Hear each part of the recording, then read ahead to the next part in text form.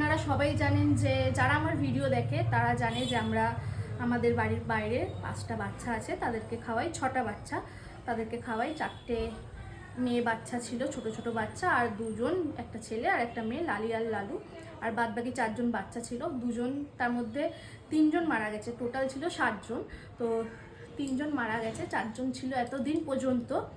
তো একটা কুকুরের বিস্কুট, যাকে আপনারা ভিডিওতে দেখেন, আপনারা চেনেন বিস্কুট যাকে, ওর কদিন ধরে টেন্ডেন্সি হচ্ছিল যে 3টে বাচ্চাকে কামড়াচ্ছিল খুব, মানে ওর বোনদেরকেই কামড়াচ্ছিল। তারপরে কিছুদিন পর যেতে যেতে ও কয়েকটা মানুষকেও কামড়েছে। তো তার জন্য ওকে পিটিয়ে আজকে মেরে ফেলা হয়েছে। ঠিক আছে, মেরে দিয়েছে। ঠিক আছে, কে মেরেছে সেটা আমরা জানি না। তো যাই হোক, তার জন্য আমাদের এখানে খাবার দেওয়াও বন্ধ করিয়ে দিয়েছিল, মানে আমাদের গলিতে ঢুকতে দিচ্ছিল না অনেকে। আমরা 2 দিন ধরে ওকে খাবার দিতে পারিনি। তাও কালকে চোরের মতো লুকিয়ে আমি নিচে কন্টেনারে খাবার দিয়ে এসেছিলাম। বেচারা ঢুকতে দেয়নি, ভয়, ওরা আসেওনি, সারা রাত আসেনি, খাবার পড়েই ছিল, খেতে পারিনি। এরকম পাশের গলিতেও হয়েছে, যারা খাবার দেয় তাদের সাথে খুব ঝামেলা হচ্ছে, খাবার দেওয়া হচ্ছে না, যেহেতু কুকুরটা এরকম করেছে। আজকে কুকুরটাকে মেরে ফেলা হয়েছে। আদৌ আমরা জানি না ওর র্যাবিস হয়েছে কিনা, কনফার্ম না, কারণ ওর তো কোনো ব্লাড টেস্ট হয়নি, কোনো কিছু টেস্ট করা হয়নি যে ওর র্যাবিস হয়েছে কিনা। যাই হোক, একটা অনুমান লাগানো হয়েছে যে ওর র্যাবিস হয়েছে। এদের সবাইকে বাঁচানোর জন্য, কারণ লোকেরা এবারে ওদেরকেও মেরে ফেলতো এক এক করে, কারণ ওরা একটা খুঁজছিল যে কীভাবে কুকুরগুলোকে এখান থেকে হাঁটানো যায়। তো সেই কারণে আজকে আমরা খাবার দিই, তারা সবাই মিলে একটা উদ্যোগ নিই যে ওদের সবাইকে র্যাবিস ভ্যাকসিন করানো হবে। তো তার জন্য আমরা ওদের সবাইকে, ওদের লালু, লালি আর 3টে যে বাচ্চা আছে, রকেট, চিন্টি আর ম্যাগি, এদের 5জনকে আজকে ভ্যাকসিন করিয়েছি। সেই ভিডিও আপনারা দেখতে পারবেন। আমরা আস্তে আস্তে ভিডিওগুলো দেখাবো, ছাড়বো ভিডিওতে, আপনারা সবই দেখতে পাবেন।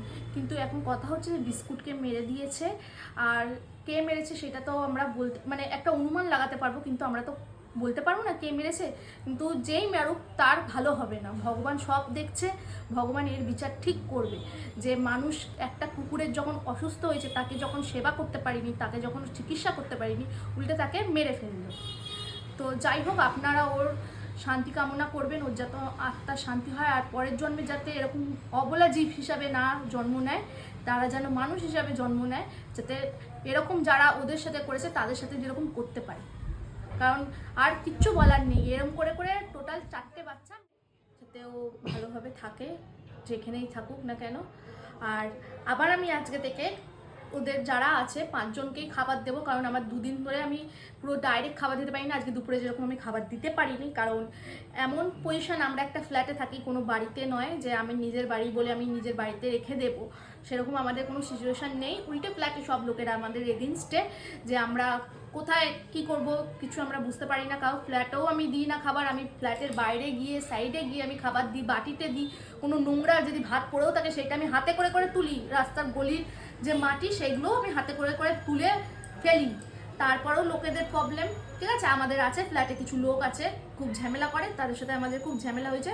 কিন্তু যেহেতু আমি ভ্যাকসিনটা করিয়েছি, সেই অনুযায়ী আইনত আমি অনেক জায়গায় শুনেছি যে কুকুর খাওয়ালে তাদেরকে ভ্যাকসিন করে নিতে হবে।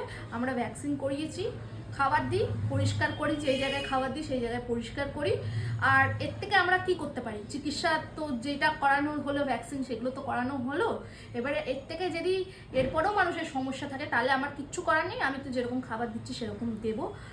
তারপরে আপনারা বলুন, আপনারা কি সাজেশন দেবেন আমাকে, সেইগুলো আপনারা কমেন্টে জানান।